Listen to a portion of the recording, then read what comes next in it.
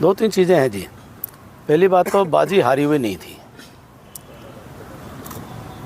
कांग्रेस ने इस प्रकार का एक मीडिया में वातावरण बनाने की कोशिश की कि लोकसभा में जब सीधे सीधे 48-48% दोनों पार्टियों का मत था, पार्टी या उनका अलायंस कह लीजिए, तो बाजी लोकसभा में भी बराबर बराबर की थी।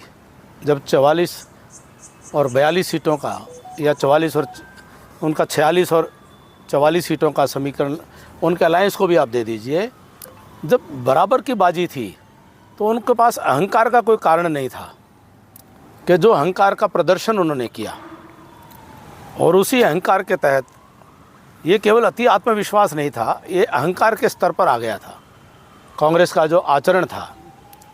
और उस अहंकार के तहत उन्होंने न तो जनता की परवाह की, विपक्ष की तो करनी ही क्या थी, अपनी ही पार्टी के अंदर उन्होंने किसी भी नेता को तवज्जो देने से पूर्ण रूप से खारिज कर देने का काम किया। और किसी भी नेता का सबसे बड़ा गुण ये होता है कि वो सर्व समाज को साथ लेकर के चल सके। अपनी पार्टी के अंदर भी अपने विपरीत कोई स्वर हैं तो उनको भी साथ लेकर चल सके। जो सबको साथ लेकर के चलने की क्षमता का प्रदर्शन कांग्रेस के नेतृत्व के द्वारा नहीं किया गया, नहीं दिखाई दिया। तो सीधे सीधे कांग्रेस को ही साथ लेकर के चलने में उनको बोझ लग रहा था। जो कांग्रेस के अंदर से जो वोट खटक करके जो बाहर आया, वो निश्चित तौर पर वो भारतीय जनता पार्टी के मत प्रतिशत में उसकी वृद्धि हुई, और उनके अहंकार के कारण से एक बड़ा कारण बना है उनकी अपनी हार का। अब खिसियानी बिल्ली खंबा नोचे, जो अपने आत्मनिरीक्षण करने की बजाय ईमानदारी से वह आज भी जो है इधर उधर लोगों को जो ये कहा करते थे, कांग्रेस के प्रदेश अध्यक्ष कितने अहंकार में थे कि उसके पल्ले क्या है, उसके पल्ले क्या है, जब इस भाषा में वो आ गए थे तो आज उनके चुनाव का परिणाम जो है वो क्या संकेत कर रहा है। तो कांग्रेस के जो भी आरोप हैं उसको चुनाव आयोग भी खारिज कर चुका है, और जनता भी जानती है कि ये जो है केवल मात्र उनका अपनी हार के कारणों की ईमानदार समीक्षा से ध्यान हटाने का केवल मात्र एक प्रयास है। और जिन लोगों को कमेटी बनाई उन्होंने अंदरूनी, उनका अंदरूनी मामला है, लेकिन वो कमेटी किस प्रकार के लोग हैं वो वही है कि उन्होंने पहले से ही तय है, जनता ही बता देगी कि क्या उसमें से लिखने वाले हैं, क्या बोलने वाले हैं। आप ही बता दोगे कि जो लोग हैं वो क्या लिखने क्या बोलने वाले हैं। तो जो ये तो कांग्रेस के राष्ट्रीय नेतृत्व का काम है कि वो समझे कि हरियाणा में कांग्रेस की हालत तीसरी बार, जबकि इतनी बड़ी उम्मीदें उन्होंने खड़ी कर दी थी जिसका आधार नहीं दिखाई दे रहा था। तो मैं कहूँगा कि कांग्रेस के अहंकार के कारण से एक बड़ा कारण बना है, और समाज के अंदर स्पष्ट था कि वो तानाशाही को या पूरी तरह से कोई एक डिक्टेटरशिप को, उस मॉडल को समाज स्वीकार नहीं करेगा कि एक परिवार की डिक्टेटरशिप चलेगी। तो समाज ने उसको खारिज किया है। समाज ने अंततोगत्वा जो सबका साथ, सबका विकास, सबको साथ लेकर चलने की जो पद्धति है भारतीय जनता पार्टी की, उसके ऊपर अपनी मोहर लगाई है कि यहाँ कैपेसिटी है सबको साथ लेकर चलने की। ये कोई आसान काम नहीं है साहब। 36 बिरादरी को जोड़ करके रखने का काम जो बीजेपी ने करके दिखाया है, तो ये बहुत बड़ी बात है। अच्छा, आपने कहा जैसे एक परिवार की डिक्टेटरशिप यानी हुड्डा वो तो डिक्टेटरशिप कांग्रेस के अंदर से स्वर आ रहे हैं, लोग हम रोज़ देख रहे हैं। उनके द्वारा जो उनके परिवार के प्रदेश अध्यक्ष थे, उनकी जो भाषा थी, वो कोई भी वरिष्ठ नेता उसके पल्ले क्या है ऐसी जो भाषा प्रयोग करते थे, तो क्या वो किसी भी प्रदेश अध्यक्ष के लिए, जो पार्टी का प्रदेश अध्यक्ष होता तो ऐसी बात नहीं करते। वो व्यक्ति के प्रदेश अध्यक्ष थे तो ऐसी बातें कर रहे थे। उससे जनता ने रीड कर लिया, जनता ने पढ़ लिया कि ये पार्टी की सरकार नहीं बनाने जा रहे हैं, बनाना चाहते हैं। तो एक परिवार के पूरा हरियाणा, ये 3.25 करोड़ लोग, अब ये कोई समझे कि एक परिवार की गुलामी करेंगे तो ये किसी की गलतफहमी है। यहाँ तो सब 36 बिरादरी का गुलदस्ता खिलाना पड़ेगा, तब जा कर के कोई सेवा का मौका प्राप्त कर सकते हैं। कपिल साहब ये भी है कि भाई बीजेपी के पास संगठन था, उनके पास संगठन नहीं था, गुटबाजी रही। देखिए, जो संगठन होना ना होना, यही प्रदेश अध्यक्ष थे। आज उनका बयान देख रहा था, हमारा संगठन नहीं बन पाया। अब वो प्रभारी के ऊपर आरोप लगा रहे हैं। तो लोकसभा के अंदर तो बराबर वोट आए थे, तब भी तो संगठन नहीं था। तो इतने बड़े लोग जब कोई बेसिर पैर की बात करते हुए जब लोग जब उनको देखते सुनते हैं, लोकसभा में भी तो इतना ही आया था वोट, 48% तब भी तो संगठन नहीं था। आपने तो लोकसभा के बाद लोगों को ठोकर मार मार के बाहर निकाला पार्टी से, आपने तो धक्के मार मार के बाहर निकाला, आपने तो लोगों को बेइज्जत कर कर के बाहर निकाला। आपके अहंकार ने लोगों को जो आपने दुत्कारा है, वो कारण में वो नहीं जाना चाहते हैं।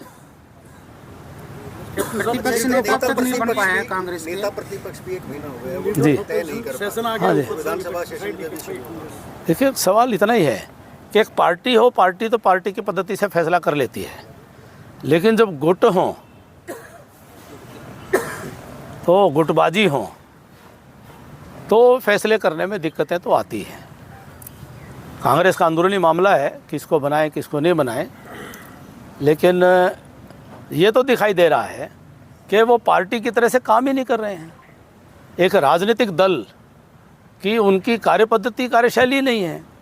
यहाँ तो पूरी तरह से वो ब्लैकमेलिंग का, एक प्रेशर टैक्टिक्स का एक वातावरण है कि सेंट्रल लीडरशिप को भी ऐसे करो, और विद इन पार्टी तो यहाँ पार्टी का जो पॉलिटिकल जो कल्चर होता है डेमोक्रेसी में, वो कल्चर ही नहीं है। मतलब आप देखेंगे, अमेरिका का राष्ट्रपति का चुनाव हुआ है, चाहे रिपब्लिकन पार्टी हो डेमोक्रेट पार्टी हो, दोनों के अंदर पार्टी के स्ट्रक्चर ने मिलकर के निर्णय करके उपराष्ट्रपति का चयन हो, उनकी टीम का चयन हो, तो एक पद्धति दिखाई देती है। डेमोक्रेसी में जनता हमेशा पद्धति को देखती है कि इसकी पद्धति क्या है। तो यहाँ पॉलिटिकल प्रोसेस की जो डेमोक्रेटिक जो एक कल्चर का जो रहना चाहिए था, तौर तरीका, लोकतांत्रिक तौर तरीका, उसको दिख ही नहीं रहा था। न तो नई पीढ़ी के जो उनके नौजवान हैं, नई पीढ़ी के, उनके स्वभाव में ही नहीं दिखाई दे रहा था कि एक डेमोक्रेटिक प्रोसेस दिखना चाहिए, सबको साथ लेकर के चलने का, सम्मान करने का। जो उनके सीनियर लीडर थे, उनका ही अपमान किए जा रहे थे मंचों पे। मतलब उनके मंचों के ऊपर जिस प्रकार की अभद्रताएं हो रही थी, असभ्यताएं हो रही थी, महिलाओं के साथ दुर्व्यवहार हो रहे थे, उसका संज्ञान भी नहीं लेना। मतलब कितनी शर्म की बात है कि हुड़दंगबाजों को, गुंडागर्दी करने वाले एलिमेंट्स को पूरा खुला प्रश्रय था। उसके चक्कर में आप कहीं जीत भी सकते हो तो, लेकिन हार 10 जगह जाओगे। जब ऐसे लोग दिखाई देंगे तो 10 जगह उसका असर जाएगा। कैप्टन साहब, जम्मू कश्मीर में एक बार फिर धारा 370 को लेकर के बिल ले आया गया है कि धारा 370 दोबारा लागू होनी चाहिए, और उसको लेकर के विधानसभा में काफ़ी गहमा-गहमी है। देखिए, ये बहुत एक बड़ा ऐतिहासिक फैसला हुआ है। देश की संसद ने सही मायनों में इतने सालों के बाद एक देश, एक विधान, एक निशान, एक प्रधान का संकल्प पूरा करके और अनुच्छेद 370 को खारिज करके और एक शांतिपूर्ण तरीके से पूरे जम्मू कश्मीर में पहले से कहीं ज़्यादा बेहतर मत प्रतिशत वहाँ पड़े, मतदान हुआ और एक नई सरकार का गठन हुआ है।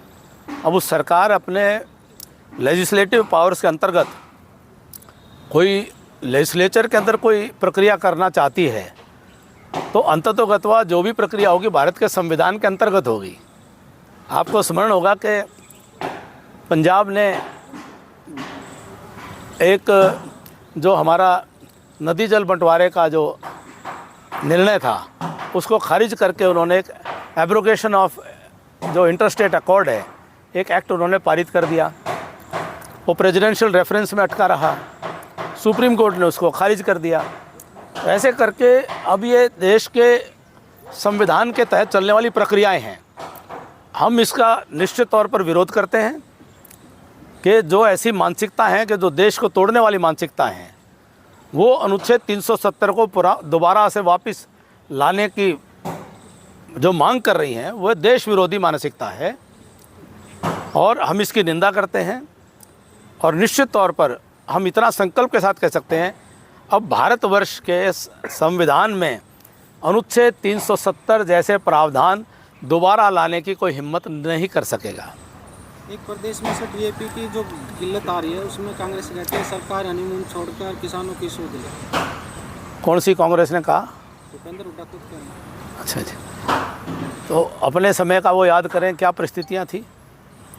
2014 में जब हमारी सरकार आई थी तो अक्टूबर के महीने में पहला जब सबसे आगे हमारे सामने निर्णय हुआ ये था कि पिछली उनकी सरकार के समय में वह फर्टिलाइज़र जो है की डिमांड तक देना भूल गए थे केंद्र सरकार को, और जो रेलवे रैक्स की रिक्विजिशन है उसका एडवांस तक जमा कराना वो भूल गए थे। वो हमने रेल मंत्री से और उस वक्त फर्टिलाइज़र मिनिस्टर से मिल करके हमें दिल्ली जा करके स्पेशल रिक्विजिशन करा करके भी हमें बंदोबस्त करना पड़ा था। आज भी अगर कोई किसी प्रकार की कहीं कमी आई है तो निश्चित तौर पर सरकार को संज्ञान लेकर के सरकारी अधिकारी हैं, क्योंकि जब फर्टिलाइज़र भी है, रेलवे रेक्स भी हैं देश के अंदर, तो ये प्रशासनिक कोताही अगर कहीं पर है तो प्रशासनिक कोताही जिसने की है उसके ऊपर कार्रवाई होनी चाहिए। किसान को समय पर खाद, यूरिया, डीएपी उपलब्ध कराना यह प्रशासन की जिम्मेदारी है और इस जिम्मेदारी को पूरा करना चाहिए। कहीं भी छोटी सी भी कोई शिकायत आए तो इसका संज्ञान लेना चाहिए और ज़रूर किसान बार बार जो है दर दर भटकने की परिस्थिति में नहीं आ सकता। किसान अपनी खेत में जा सकता है, किसान अपने डीएपी खाद लेने के लिए मंडी में जा सकता है, लेकिन वो दर दर भटकने को मजबूर हो, ऐसी स्थिति में अगर कोई भी प्रशासनिक अधिकारी जिम्मेदार हो उसके ऊपर सख्त से सख्त कार्रवाई होनी चाहिए और ये सुनिश्चित किया जाना चाहिए कि किसान को दिक्कत नहीं हो।